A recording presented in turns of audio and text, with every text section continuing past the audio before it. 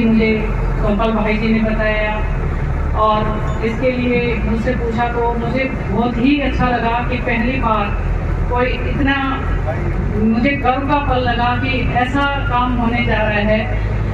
आमतौर पे देखिए मैं बताती हूँ कि मैं कॉलेज में हूँ, बड़े बच्चे मेरे पास हैं, मगर मैं पूछूं कि सावित्रीबाई फुले जी कौन थी तो बहुत सारी लड़कियां ही उनको नहीं जानती।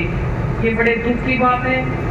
और ऐसी जब हम कार्यक्रम करते हैं तो उससे हमारी नई पीढ़ी जो कि हमारी जो कुर्बानियां हैं उनको भूल चुकी हैं वो निश्चित तौर पे जागेंगी। मैं कहती हूँ इस शिक्षा के लिए जिसके लिए सावित्री जी ने इतना कुछ सहा। आप सब जानते हैं कि कितने साल पहले 1 जनवरी 1831 को उनका जन्म हुआ और उस समय बाल विवाह और महिलाओं की दशा की मैं बात करूं तो बहुत ही खराब थी। बाल विवाह आम प्रचलन में ही थे। खुद सावित्री जी के विवाह जो है वो 9 साल की आयु में ही हो गया था। और बात करें कि शिक्षा का तो अगर जहाँ बाल विवाह है वहाँ सबसे बड़ी बात यह है कि महिलाओं की शिक्षा नहीं होगी। तो बाल शिक्षा की तो बात ही नहीं थी, मगर सावित्री जी पढ़ना चाहती थी। और ये भी सफल है कि हर अब आजकल एक कहावत आती है कि हर सफल आदमी के पीछे एक औरत होती है, मगर उस समय की मैं बात करूँ या आज भी मैं बात करूँ तो एक सफल औरत के पीछे एक आदमी का हाथ होता है, चाहे उनके पिता हों चाहे उनके पति हों। तो ये ज़रूरी है, हम सब यहाँ बैठे हैं तो हमें हमारे पिताओं ने पढ़ाया। आज भी ऐसे हैं कि जो नहीं पढ़ पाते तभी हम इस मुकाम पे पहुँच पाए हैं। हमारे पति साथ में हैं तभी हम वहाँ खड़े हैं इस स्टेज पे। तो सावित्री जी का भी जीवन ऐसा ही था कि उनके पति ने उनको बहुत सहयोग दिया। हालांकि पिता ने, दुख की बात है कि उनके हाथ से किताब ले ली थी कि भाई पढ़ना तो आदमियों का काम है, मगर पति ने वो किताब उनके हाथ में थमाई और बहुत आगे तक वो चली। साथ ही साथ पहली प्रथम आप शिक्षिका कहिए, प्रिंसिपल कहिए, वो तो थी ही, मगर मुझे एक बात बहुत ही अच्छी लगती है कि वो वास्तव में एक समाज सेवी थी। विधवाओं के लिए उन्होंने बहुत काम किया। और मैं बात करूँ, कुछ प्रथम शिक्षिका सभी जानते हैं, मगर पहला विधवा आश्रम खोलने वाली वही थी। उन्होंने अपने घर में, बल्कि अपना घर तो मैं नहीं कहूँगी, आपको शायद पता ही होगा कि उनके सास ससुर ने भी उनको घर से जाने को कह दिया था, तो समाज में बहुत सारा विरोध उनका होने लगा था। आपको पता है कि जब वो पहला स्कूल उन्होंने खोला लड़कियों के लिए, जब वो पढ़ाने जाती थी तो उनकी साड़ी पे कीचड़ फेंक दिया जाता था, गंदगी फेंक दी जाती थी और वो दूसरा कपड़ा लेके बैठती थी कि मैं जब है वहाँ जाके ये पहनूं। और फिर वो लड़कियों को पढ़ाना उन्होंने नहीं छोड़ा। पहला स्कूल 1848 में उन्होंने खोला था और जिसमें सिर्फ 9 ही लड़कियाँ थी। तो मगर 9 लड़कियाँ बहुत बड़ा कदम था उस समय ये उनका। और एक और मैं बात बता दूँ, उनमें ना तो कोई धर्म का भेदभाव था और ना ही कोई जात का भेदभाव था, सभी के लिए उन्होंने काम किया। उस समय एक और समाज की बहुत बुराई थी कि छुआछूत की भावना बहुत प्रबल थी और उस समय उन्होंने पहली बार पति पत्नी ने अपने घर में एक कुआं खोद लिया था और उस पर सभी पानी पी सकते थे। ये बहुत ही बड़े बड़े कदम थे। आज आपको छोटे लग रहे होंगे, मगर उस समय में बहुत ही बड़ी बात थी ये। और इतना सरल हृदय होना। और इसके साथ ही एक और महिला का मैं नाम लूँगी जो उनकी साथी थी और जिनके भाई ने उनके घर से निकालने के बाद अपने घर में रखा था, फातिमा जी। वो सावित्री जी ने उनको पढ़ाया और उन्होंने फिर लड़कियों को पढ़ाने में योगदान दिया। और काफ़ी थोड़ा थोड़ा रुके इन्होंने कई स्कूल खोले। हालांकि 1857 की क्रांति के बाद कुछ स्कूल बंद कर दिए गए थे क्योंकि जो अंग्रेज सरकार थी उनकी तरफ से जो उनको अनुदान मिल रहा था वो बंद हो गया था, मगर उसके बावजूद भी हिम्मत नहीं हारी और जो है महिला स्कूल चालू रहे। इसके अलावा वो एक महान कवियत्री भी थी, उनकी कविताएं मराठी में हैं सारी, तो वो बच्चों को पढ़नी चाहिए। उनका अनुवाद ही पढ़ लें कम से कम तो बहुत भारी चीज उनको मिल जाए। शिक्षा के लिए काम किया, विधवाओं के लिए बहुत काम किया उन्होंने। और विवाह एक समय ऐसा था कि छोटी छोटी बच्चियों के विवाह हो जाते थे, बेमेल विवाह बहुत ज़्यादा थे। ऐसे में कई बार विधवाएं जो है उस जीवन से छुटकारा पाने के लिए आत्महत्या तक कर लेती थी, तो उनको रोका। खुद इन्होंने अपना जो है एक दत्तक पुत्र था, इनका अपना बेटा था जो जिसको बोल दिया, वो डॉक्टर बने यशवंत जी। और बाद में इनकी जो डेथ हुई वो भी एक तरह से समाज सेवा करते ही हुई। उस समय प्लेग की बीमारी जो है 1897 में बहुत भयंकर रूप से फैली थी और अपने जबरदस्ती लोगों को पकड़ के ले जाते थे, मारते पीटते थे। तो इन चीज़ों से बचने के लिए वो बेटा और माता जी दोनों ने मिलकर एक अस्पताल चलाया और वहीं पे, क्योंकि आपको भी पता है छूत की बीमारी थी, अब हम सभी जानते हैं कोरोना के बाद तो उसी से जो है उन महान आत्मा ने अपना जीवन त्याग किया। पुण्य आत्मा थी और समाज सेवा से कभी उन्होंने पीछे मुड़कर नहीं देखा। उन्हीं की बदौलत आज हम यहाँ पर हैं, उनको बार बार नमन है। एक वो बात मुझे महिला होने की याद आती है, वो हमसे भी आगे थी। बहुत सारी चीजें उनकी दी हुई आज हम में है। छुआछात नहीं है, धर्म के मामले में भी हम ऊपर होके सोचते हैं, हम पढ़ भी पहुंच गए, हमने सब कुछ कर लिया, मगर एक बात उनमें हमसे अलग आज भी हम नहीं कर पाए कि उस समय एक 1890 में ज्योतिबा फुले जी का देहांत हुआ तो प्रश्न हुआ उठा कि भाई इनको अग्नि जो है मुखाग्नि दी जाती है वो कौन दे, क्योंकि उस समय दत्तक पुत्र जो कि गोद लिया हुआ बेटा था। तो ये बात आपस में चर्चा का विषय बन गई कि भाई कौन मुखाग्नि दे। तो उन्होंने आगे आते हुए कहा कि मैं खुद दूंगी। ये मुझे एक बहुत ही सशक्त कदम उस समय पे था।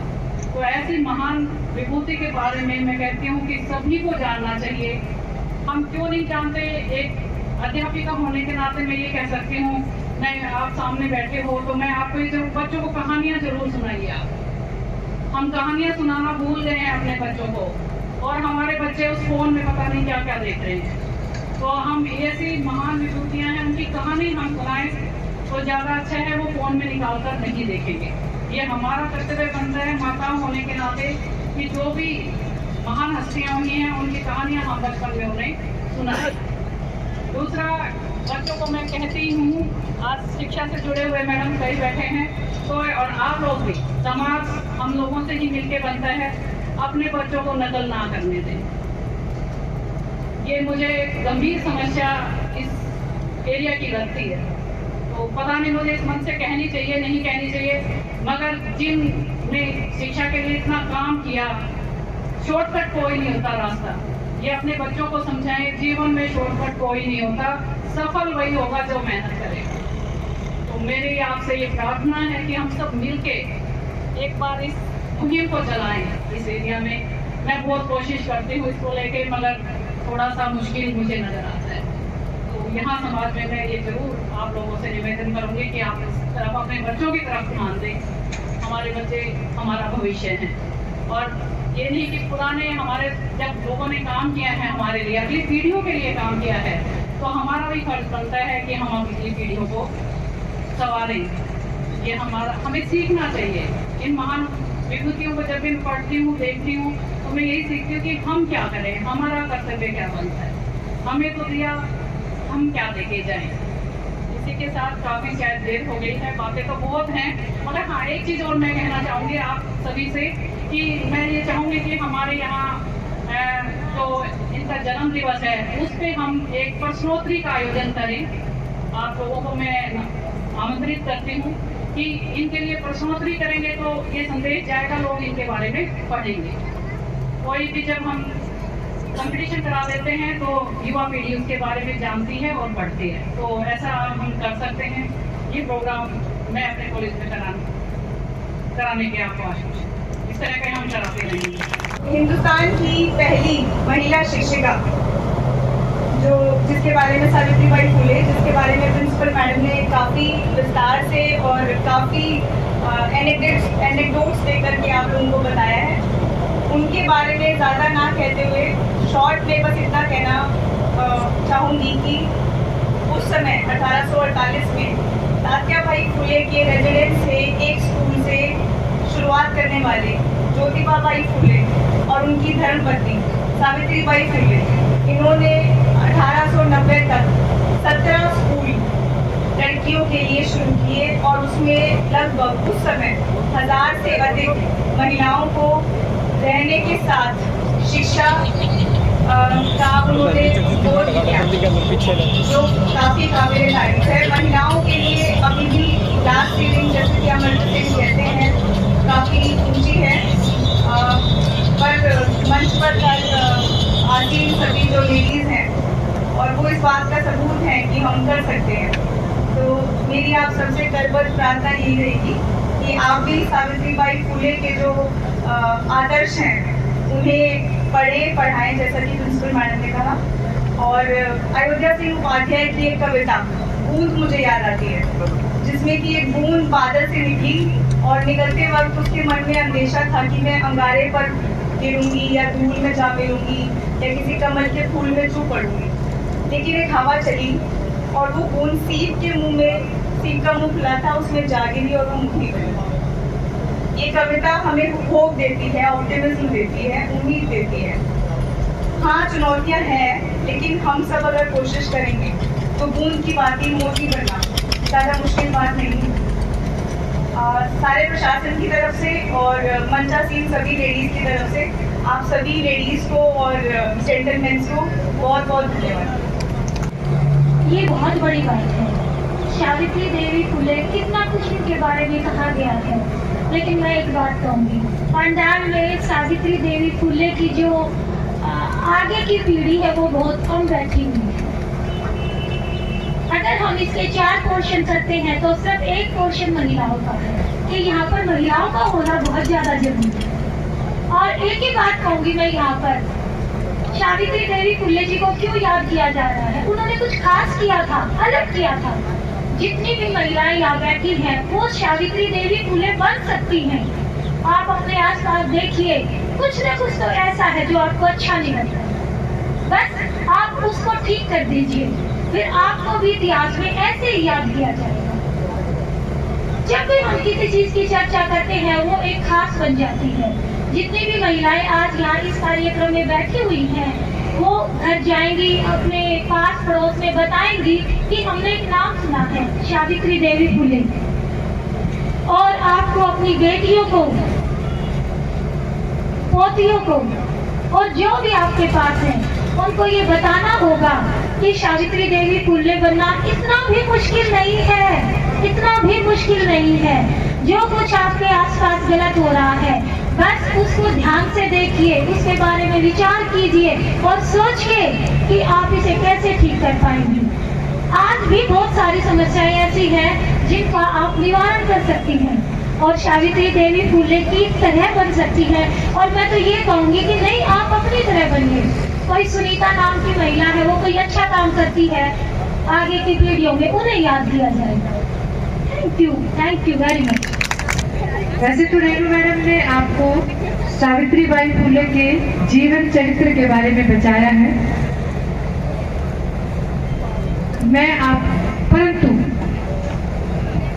मैं आप लोगों से बहुत कम समय में ही यह आग्रह करना चाहूंगी कि जो शिक्षा की अलग सावित्रीबाई फुले जी ने जगाई है वो हम माताएं, बहनें और हमारे बुजुर्ग ये प्रण लें कि हम अपनी बेटियों को पढ़ा लिखाकर इस काबिल बनाएं कि वो एक नए सशक्त समाज का निर्माण करें। महिला की भूमिका माता की भी है, शिक्षिका की भी है, पिता की भी है, भाई की भी है, बहन की भी है। एक महिला ही इतने सारे सभी रोल इकट्ठे कर सकती है। और एक अगर हमने समाज बेहतर बनाना है तो ये बहुत जरूरी है कि हम महिला को पढ़ाएं, लिखाएं, उसको शिक्षित करें और जो भी उसमें हमारा पुरुष समाज है उसका पूर्ण सहयोग हो, ताकि आगे आने वाला भारत एक शिक्षित समाज हो, सशक्त समाज हो, हमारी बेटियों को हर तरफ से सुरक्षित महसूस हो, हमारी बेटियां आत्मनिर्भर हों और हम एक अलग ही तरह का भारत का निर्माण करें जो वर्षों और सदियों पहले था, जहां माताएं राजमाता होती थी, जहां माताएं राजनीति में भी भाग लेती थी। उस तरह के दोबारा भारत के निर्माण की आवश्यकता है और वो तभी संभव है जब हम अपनी बेटियों को पढ़ाएं, लिखाएं, उन्हें शिक्षित करें। और ज्योतिबाई फुले ने जो अलग जगाई थी उस अलग को हम कायम रखें, हम उस मुहिम को कायम रखें और हम अपनी बेटियों को खूब पढ़ाएं लिखाएं और उन्हें अच्छा करें। अब हम कहते हैं ना कि हल्दी चंदन रोली का श्रृंगार नहीं होता, हल्दी चंदन रोली का श्रृंगार नहीं होता भाई, रक्षाबंधन का भी त्योहार नहीं होता। उस घर का आंगन सोना सोना रहता है जिस घर में बेटी का अवतार नहीं होता। बेटियों को अवतार माने, बेटियों को बेटों के बराबर माने, बेटियों को बेटों के समान पढ़ाएं, बेटियों को बेटों के समान अधिकार दें। फिर देखिए ये भारतवर्ष किस तरह का भारतवर्ष होगा और एक क्या नया निर्माण होगा। आप सभी का हमें इतना सम्मान देने पर बहुत बहुत धन्यवाद। आप सबका भी से अभिनंदन, धन्यवाद, सादर मां सरस्वती को प्रणाम करता हूँ। आप सभी की गरिमा की उपस्थिति को प्रणाम करता हूँ और यह आपको बताना चाहूंगा कि नारियां हारती नहीं, हराई जाती हैं। नारियां हारती नहीं, हराई जाती हैं। लोग क्या कहेंगे ये कहकर के डराई जाती हैं। लोग क्या कहेंगे ये कहकर के डराई जाते हैं। आज ये बच्चे अगर स्कूल में जाएंगे, अपने क्लासरूम में बैठेंगे तो टीचर आएंगी तो ये टीचर को कहेंगे, या तो ये कहेंगे गुड मॉर्निंग मैम या ये कहेंगे गुड मॉर्निंग सर। लेकिन जिसके बारे में मैं बताना जा रहा हूँ, अगर वो इस दुनिया में नहीं होती तो ये सिर्फ सर ही कहते, मैम होती नहीं टीचर। मैं ऐसी शख्सियत के बारे में बताने जा रहा हूँ। इनका जन्म 3 जनवरी 1831 को हुआ और ये इनका जन्म एक ऐसे दलित परिवार में, एक समाज में हुआ जहाँ पढ़ाई करना स्त्रियों के लिए, लड़कियों के लिए बंद था। कोई प्रबंधा नहीं थी, प्रबंधा। और जब इनके पिता ने एक बार इनको देखा, ये किताब पढ़ रही थी, तो इनके पिता ने इनसे किताब छीनी और वो किताब को डस्टबिन में फेंक दिया, पेज फाड़ के। और ये बोला, अपनी बेटी को समझाया कि बेटी, जिस परिवार में तुम पैदा हुई हो, जिस समाज में तुम पैदा हुई हो, वहाँ स्त्रियों को पढ़ाई करना, लड़कियों को पढ़ाई करना वर्जित है। ये कैसे समाज में पैदा हुई थी। और देखिए उसी दिन से इनके दिल में आशा उड़ी कि मेरे को पढ़ना है और लड़कियों को भी पढ़ाना है, क्योंकि जिस स्थिति से मैं गुजरी उस स्थिति से कोई और ना गुजरे, इसलिए उन्होंने इतना बड़ा बलिदान दिया। और हमारे बीच में प्रिंसिपल मैम आई थी, उन्होंने आपको बहुत सारी घटनाएं बताई सावित्रीबाई फुले जी के बारे में। मैं भी जब वो अपने ससुराल गई बड़े होके तो उनके पति ने उनका मार्गदर्शन किया, लेकिन जब ससुराल वालों को पता चला कि ये स्त्री पढ़ रही है और इसे पढ़ा इसका पति रहा है, तो इस बात का पता चलते ही उसी दिन उसी टाइम उन्हें घर से बेदखल कर दिया गया। श्री ज्योतिबा फुले, जिनको आगे चल के महात्मा की उपाधि मिली, वो अपने दोस्त के घर का आश्रय लिया और उसके बाद इन्होंने अपने घर तो छोड़ दिया, लेकिन समाज के लोगों के लिए अच्छे कार्य करने को नहीं छोड़ा।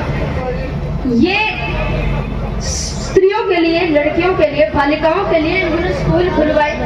देखिए जब ये अपने स्कूल से, जब अपने घर से स्कूल जाया करती थी, पहले स्कूल उन्होंने अपने घर में ही खोला। जब ये अपने घर से स्कूल जाया करती थी तो जो इनकी साड़ी होती थी वो गंदे सड़े टमाटर, पत्थर, गोबर, कीचड़ सब फेंक के स्कूल तक इनकी साड़ी पूरी गंदी हो जाया करती थी। इनको एडवाइस दी, इनको सलाह दी कि तुम एक साड़ी अपने बैग में रखो, स्कूल जाकर वो चेंज कर दिया करो। लेकिन एक दिन एक आदमी ने इनका रास्ता रोका और उन्होंने कहा कि जब तक अगर अब तुमने इसे बंद नहीं किया, इस कार्य को, शिक्षा देने को कार्य को, तो मेरे से बुरा कोई नहीं होगा। वहाँ खड़े कई लोग देख रहे थे, लेकिन किसी ने आवाज नहीं उठाई, किसी ने उसकी मदद नहीं करी। ये देखते हुए सावित्रीबाई फुले जी ने हिम्मत जुटाकर उस आदमी को कसकर एक तमाचा दे मारा और उसके बाद सावित्रीबाई फुले जी का रास्ता रोकने की हिम्मत किसी ने नहीं करी, किसी ने नहीं। देखिए ये मैं मानता हूँ कि उनका बलिदान बहुत ज्यादा सराहनीय था, लेकिन उनके बलिदान के बाद भी, उनके स्कूल खुलवाने के बाद भी, उनकी शिक्षा देने के बाद भी, आज भी हमारे देश में कई लोग ऐसे हैं, कई बच्चे ऐसे हैं जो सावित्रीबाई फुले जी को नहीं जानते। आज भी हम समाज में उनको वो दर्जा नहीं दे सके जो उनका मिलना चाहिए था। देखिए दुनिया में प्लेग महामारी आई थी, और उस महामारी वो भारत में भी आई। जब वो महाभारत में आई तो सावित्रीबाई फुले जी ने हॉस्पिटल बनवाए, बेड लगवाए, लेकिन कहते हैं ना कि दूसरों का ख्याल रखना चाहिए लेकिन अपने ख्याल का भी ध्यान रखना चाहिए। वो अपने ख्याल का नहीं ध्यान रख सकी, अपनी सेहत का ध्यान नहीं रख सकी और इसके कारण प्लेग महामारी ने उनकी जान ले ली। ये पूरी भारत के लिए एक दुख की घटना थी और इसी तरह 1897 को उनका देहांत हो गया। और देखिए जो उनका मोटिव था कि सारे भारतवासियों को एकजुट होके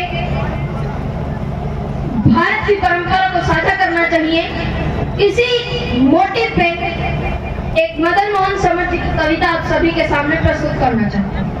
आराधना करे सभी, राष्ट्र हो प्रबल सबल, यह प्रार्थना करे सभी। आराधना आराधना आराधना करे सभी, आराधना आराधना आराधना करे सभी। पृष्ठ पृष्ठ पर भविष्य का प्रयाण गान हो, विद्वता विशिष्टता से युक्त वर्तमान हो, द्वार द्वार हो विचार शुक्र के प्रसार का, शस्त्र से या शास्त्र से नाश हो विकार का, उन्नति के पथ सुगम कंटकों से हीन हो, संकटों से जूझने में सिद्ध हो प्रवीण हो, तंत्र मंत्र यंत्र से विश्व में विशेष हो, सोच में नवीन से नवीनतम देश हो, देश के विकास की कामना करे सभी। आराधना आराधना आराधना करे सभी, आराधना आराधना आराधना करे सभी।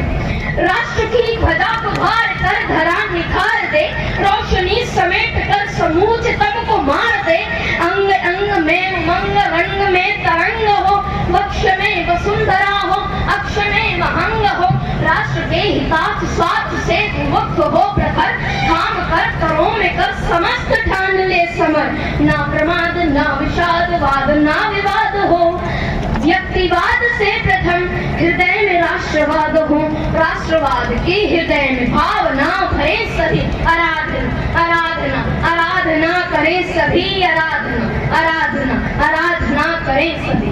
भ्रष्टता निकृष्टता से युद्ध का बिगुल बजे, व्यक्ति व्यक्ति शंख फूक सैन्य सा सजे धजे, यह रक्त ना निशक्त हो सशक्त शौर्य बन रहे, श्वेत शुष्क हो नहीं है तन में नम सदन रहे, बुद्ध की तरह विशुद्ध युद्ध के विरुद्ध हो, जब निरुद्ध बुद्ध ही हुआ तो रुद्र से भी क्रुद्ध हो, अस्थि अस्थि में दधीचि की प्रभा प्रचंड हो, हम लड़े तो शत्रु का घमंड खंड खंड हो, हम लड़े तो शत्रु का घमंड खंड खंड हो, शत्रुता से शत्रुता का सामना करे सभी। आराधना आराधना आराधना करे सभी, आराधना आराधना आराधना करे सभी।